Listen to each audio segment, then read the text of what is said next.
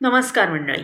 मी रुपाली जोगळेकर आणि विचार वेधच्या आरी बेटी या मालिकेमध्ये आपलं स्वागत.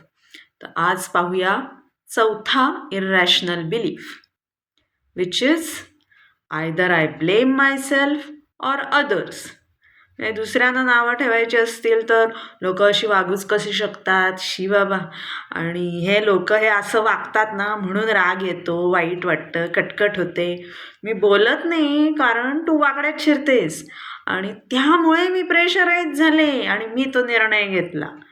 किंवा मग सेल्फ ब्लेम असतं, म्हणजे माझं नशीबच खराब आहे, माझ्याच्यानं होतच नाही, असं कसं मी वागले, असं माझ्याकडनं होऊच कसं शकतं, असा कसा मी चुकीचा निर्णय घेतला, वगैरे वगैरे. आता जेव्हा हा जो सगळा घोळ आहे, मेस आहे, ते जेव्हा माझ्यामुळे झालंय असं जेव्हा मला वाटतं, तेव्हा आपण गिल्ट किंवा इनसिक्युरिटी आणि फिअरमध्ये जातो. आणि जेव्हा या सगळ्याचं कारण तू असतोस, तेव्हा मी अँगर, ॲग्रेशन, रिव्हेंज, फ्रस्ट्रेशनमध्ये जाते. आणि कधी कधी यांचं मिश्रणही असतं. या सर्व भावना या तीव्र नकारात्मक असतात आणि त्यामुळे आपलं खच्चीकरण होतं.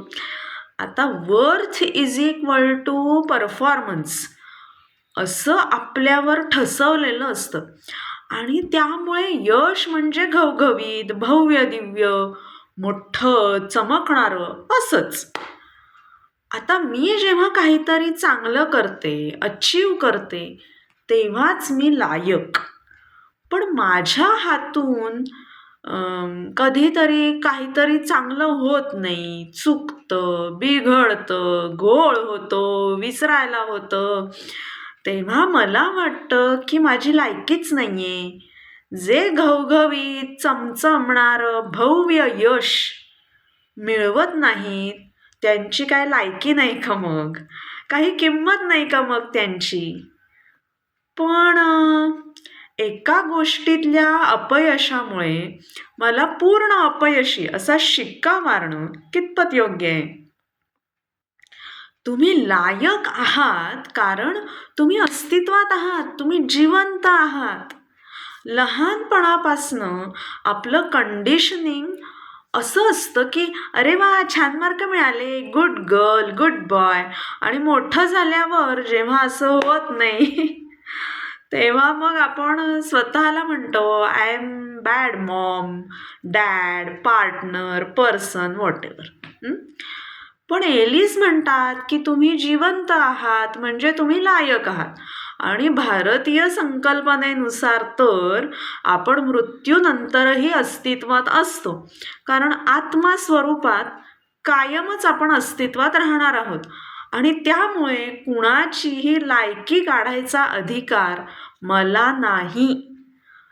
लहानातला लहान आणि मोठ्यातला मोठा याला किंमत आहे. तेव्हा स्वतःचं मोल जाणा आणि इतरांचंही मोल जाणा आणि ही मौल्यवानता जपा. शुभेच्छा मंडळी.